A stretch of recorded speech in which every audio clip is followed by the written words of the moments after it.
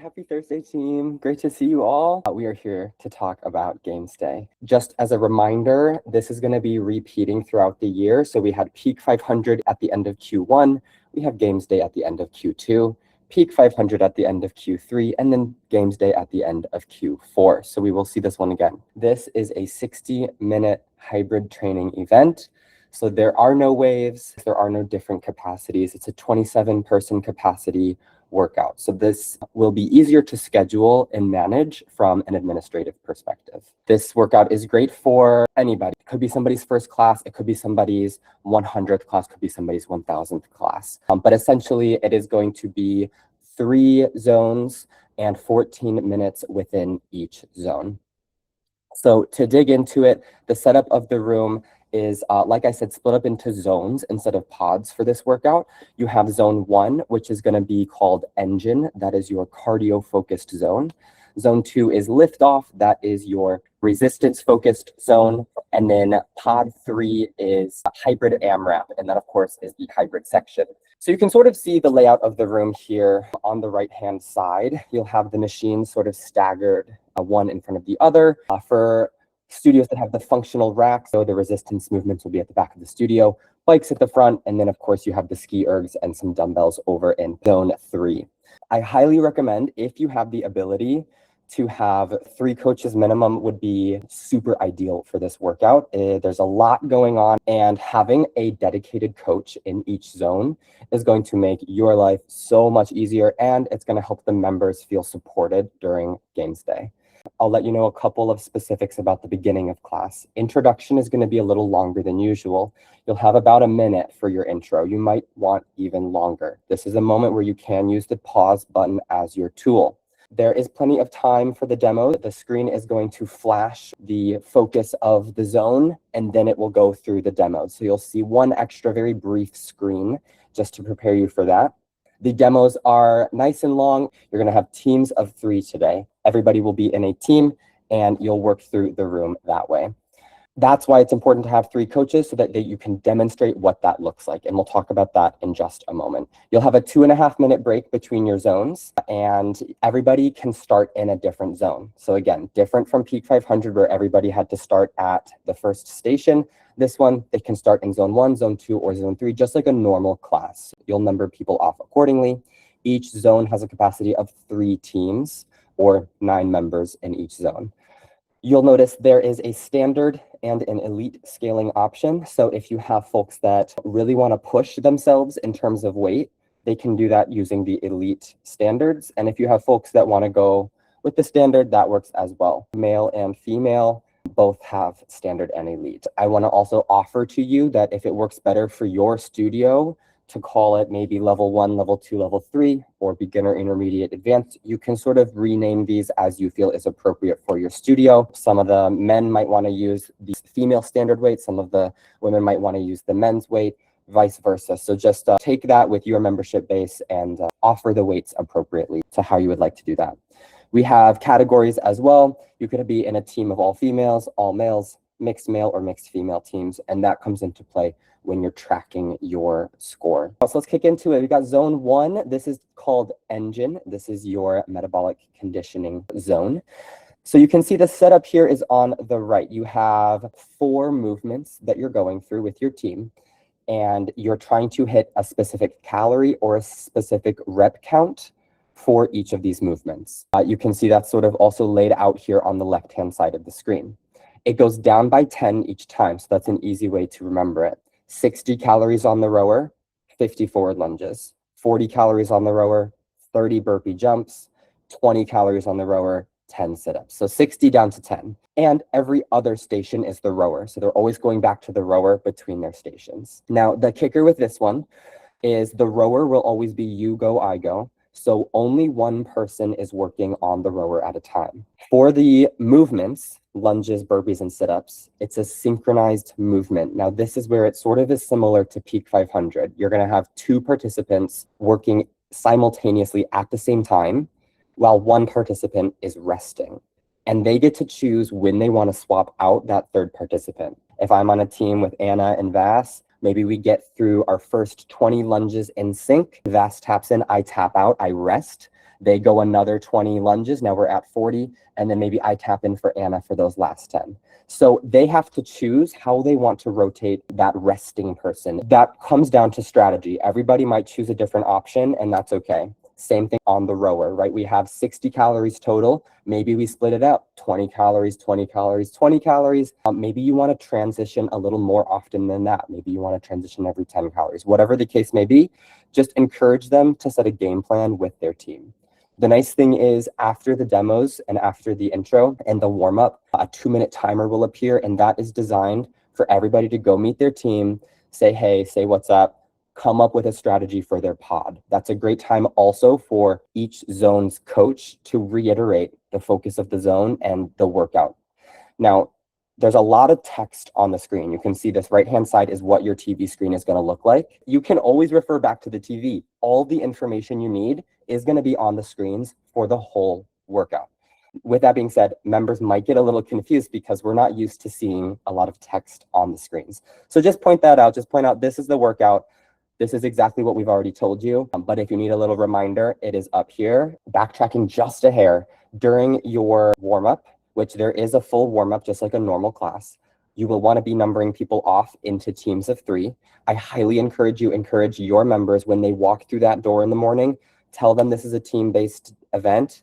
They should look for a team before the workout starts, before your intro starts. Like-minded athletes should be paired together for this workout. If you have people that love to move fast, encourage them to team up. If you have people that don't like to move fast, those want to be together. Same with heavy lifters or light lifters, and I'll explain that in just a moment. So this is zone 1, this is engine, 60, 50, 40, 30, 20, 10.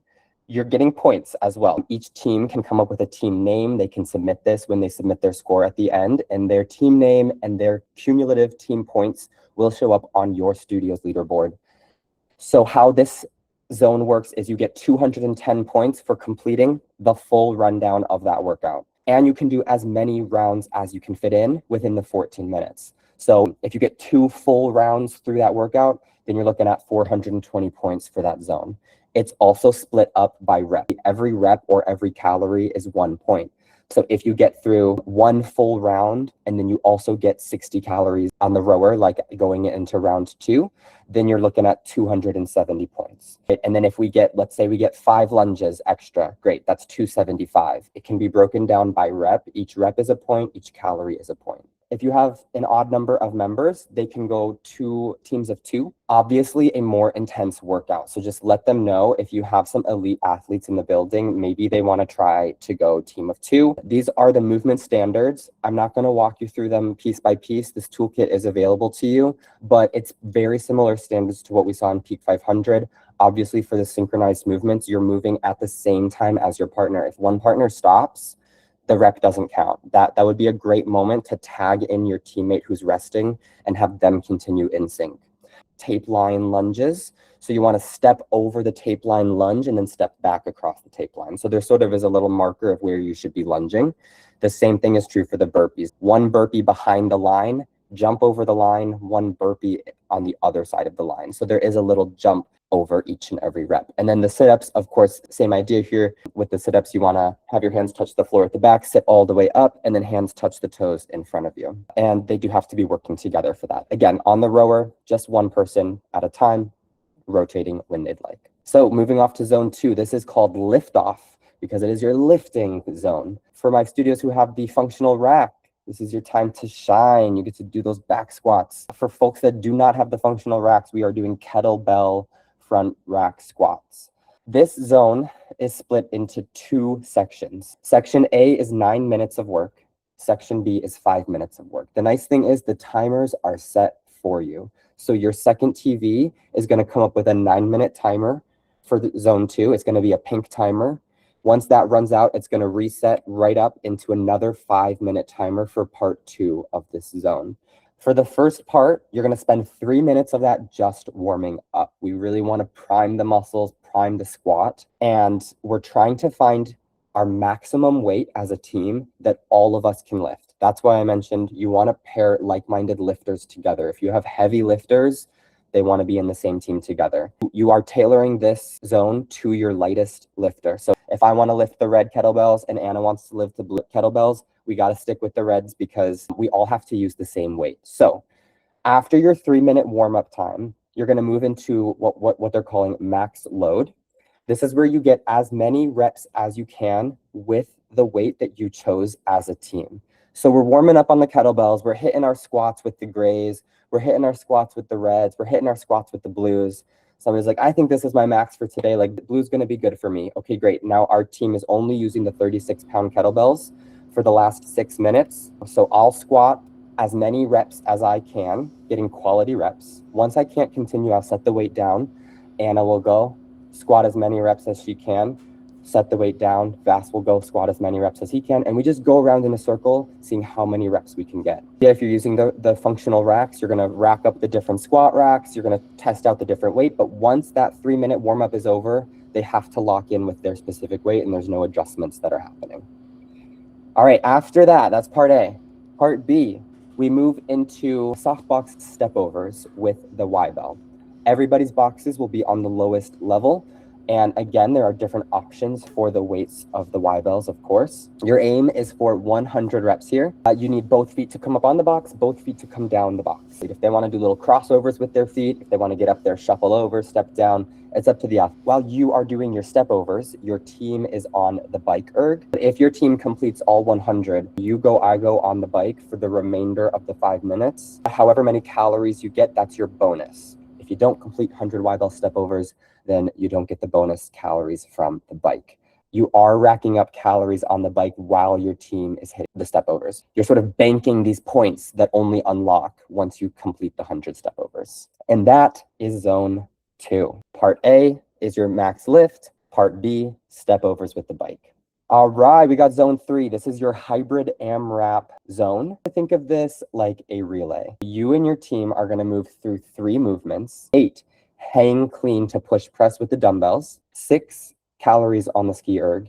And then 4, alternating devil's press. As many rounds as possible, but if you get to 12 rounds through that, then you unlock the bonus for zone 3. It's a single file line. So if I start, once I get through, Anna's going to go, she'll go through the whole thing, then Vass will go through the whole thing. Then it has to be me again, and then Anna again, and then Vass again. You can't change the order. So if you have a really strong athlete who's like, oh, I want to go again to get us through this round as fast as possible, that's a no-go. Your aim is for 12 rounds through. That would mean each athlete does 4 rounds total. And then you have your bonus. It's max calories on the ski erg, but different from zone 2, you have to zero out the erg. So whatever calories you were getting during your rounds, you got to zero it out. And then you and your team are going to go, you go, I go on the ski erg for the remainder of the 14 minutes, whatever's left. Whatever your calorie marker is at the end, that is your bonus for zone number 3. And it tags right on. And all of this is in the F45 training app under assessments.